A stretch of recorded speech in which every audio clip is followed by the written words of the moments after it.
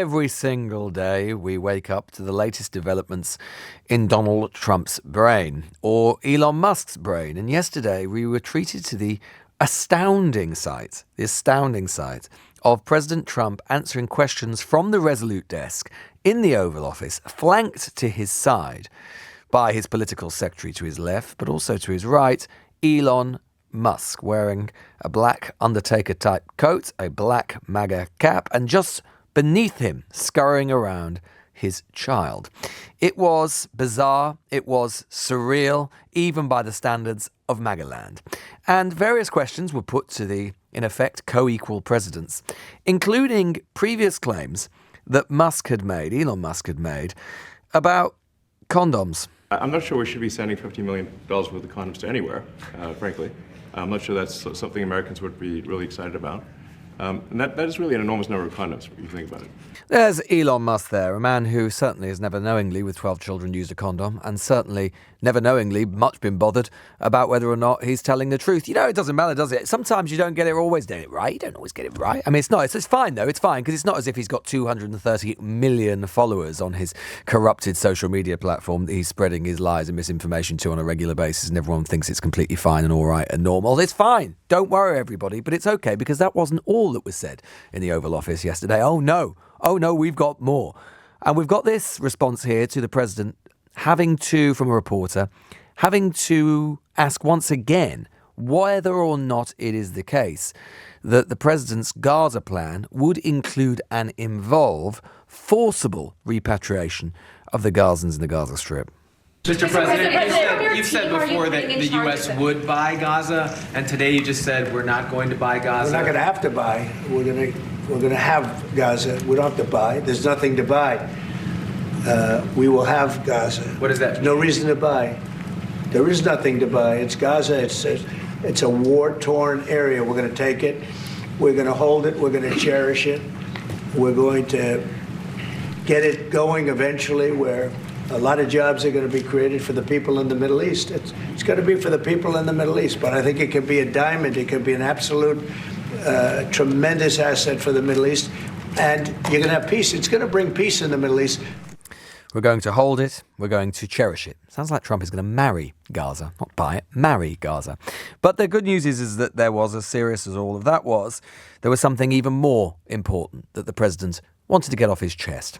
This has cost both the government and private industry an absolute ton of money and left consumers all over the country wildly dissatisfied with their straws. So we're asking aspects of the federal government, federal departments and agencies to look at their existing procurement processes, and we're asking your Domestic Policy Council to look holistically at this issue to address it, and it really is something that affects ordinary Americans in their everyday lives. We're going back to plastic straws. These things don't work. I've had them many times, and on occasion they break, they explode.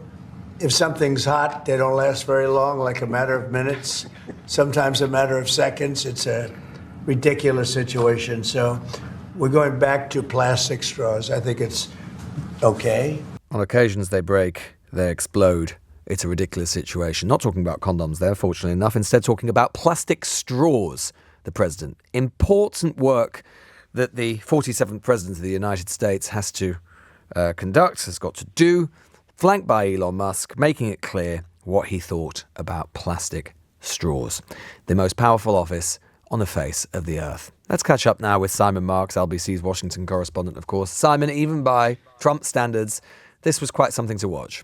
Yes, it's just worth picking up, Lewis, on the fact that they always seem terribly obsessed with explosive devices. The condoms that were allegedly going to Hamas, that President Trump said a couple of weeks ago he had stopped from being sent to Hamas. Nonetheless, at the time, he inexplicably claimed that Hamas had somehow got their hands on them and were using them to make bombs. I don't quite know how you do that. Now we discover that paper straws are potential explosive devices.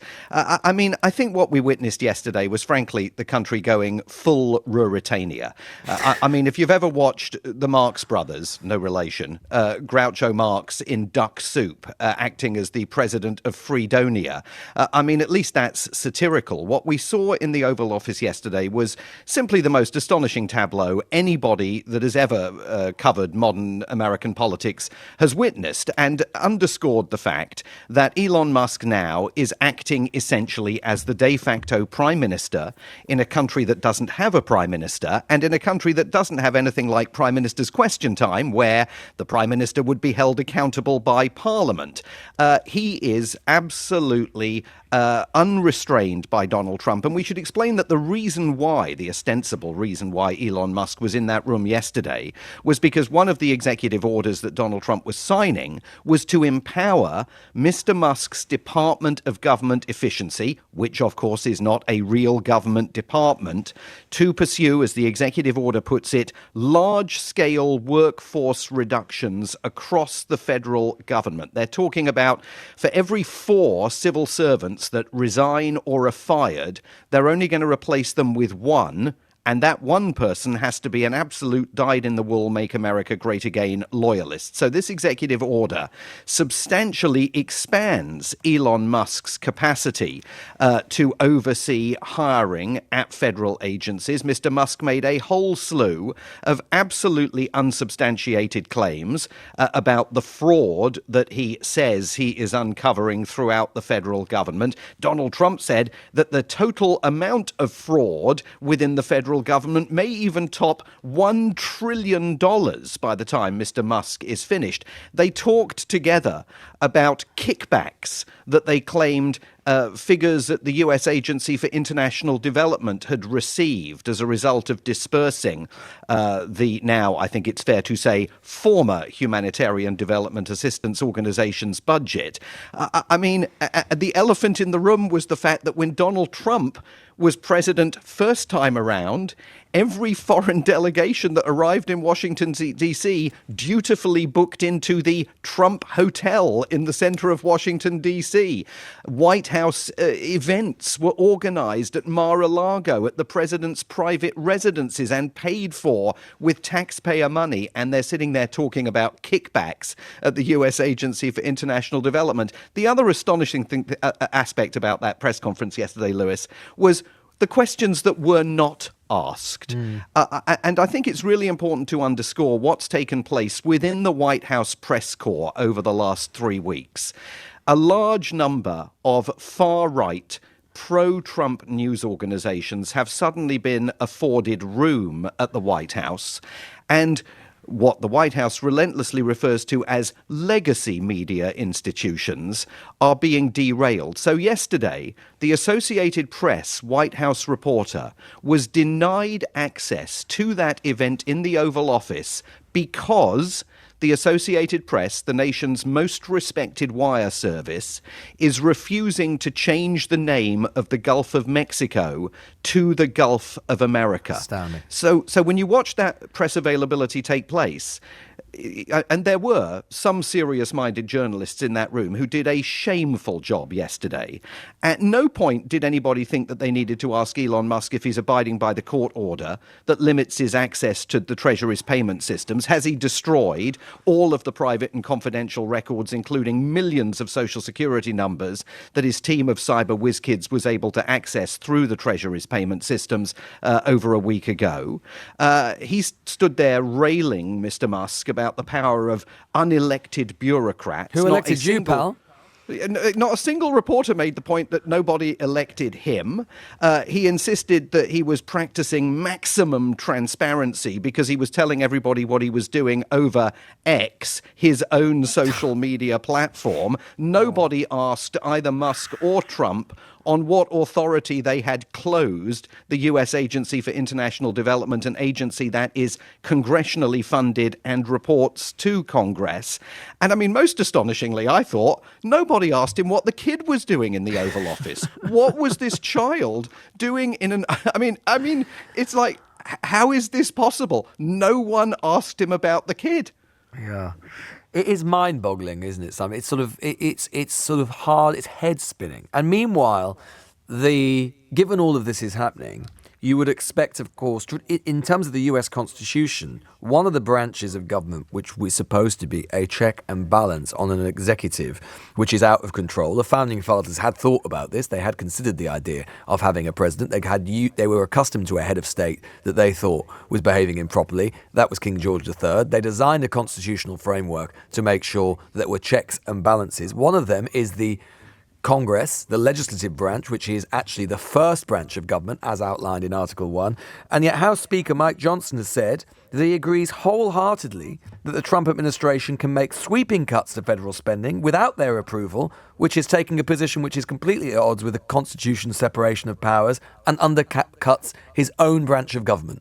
Correct. And there are two things that are taking place here simultaneously. First of all, Elon Musk and others are engaged in state capture. They are taking control of government departments and government agencies in a bid partly to aggrandize power and substantially to enrich themselves, because the less regulation, the less oversight there is of their own industries and their own federal contracts that their private businesses enjoy, the better it is for them. The other thing that's taking place here is, beyond anything that we've seen before, an assertion of an all-powerful executive. I mean, we thought, Dick Cheney back in the day was the evil Rasputin to George W. Bush's efforts to try and push the powers of the presidency.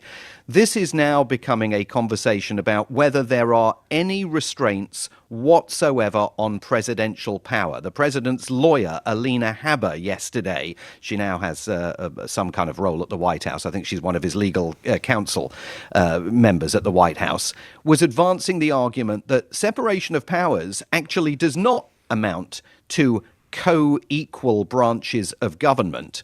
The legislative, Congress, the judiciary, the Supreme Court, and the executive, the presidency.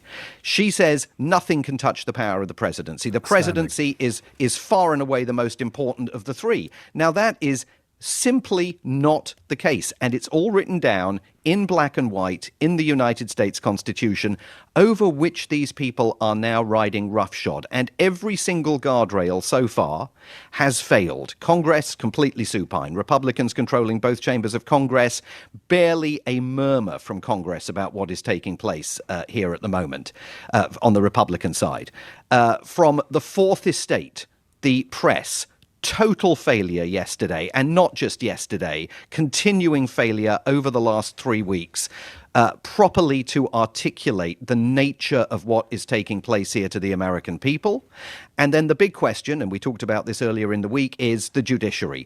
Are these legal judgments that already Donald Trump is flouting, are they going to hold? Now, he said yesterday he always observes court orders, and he repeated that a couple of times during the course of this press availability. But even in that press availability, both he and Elon Musk went on the offensive against the judiciary, said that it was inconceivable that if you showed a judge that fraud was being committed on a grand scale at the US Agency for International Development, he could possibly argue that you didn't have the right to gut it and halt its operations.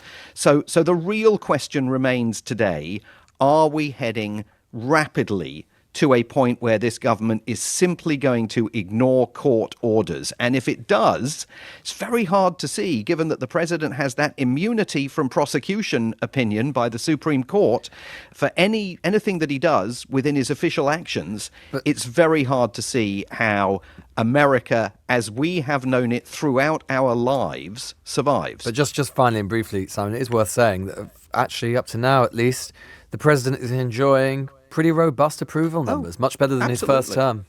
Yeah, absolutely. I mean, but that's partly, of course, because people are being misinformed by his administration. I mean, they claim they're going to save $1 trillion by identifying fraud in the federal government. We haven't seen a single piece of paper that stands that claim up. I mean, the Gaza thing was a bit of bold swashbuckling. It's been rejected by the entire world apart from Israel. But people quite like this notion that, you can wave a magic wand at Gaza and solve the problem, even if it means dispossessing 2 million Palestinians of their homes. I mean, we've seen it in other areas. So there is a huge gulf now between what people are hearing from the White House, hearing from MAGA, hearing from Republicans, and what is actual reality, and without the checks and balances and the guardrails, we're going full Bolsonaro, full Viktor Orban, we're going Ruritania. Simon Marks there, LBC's Washington correspondent. Developments from the American capital become more astounding by the day, by the hour, by the minute. We'll keep you up to date, of course, as always, on LBC.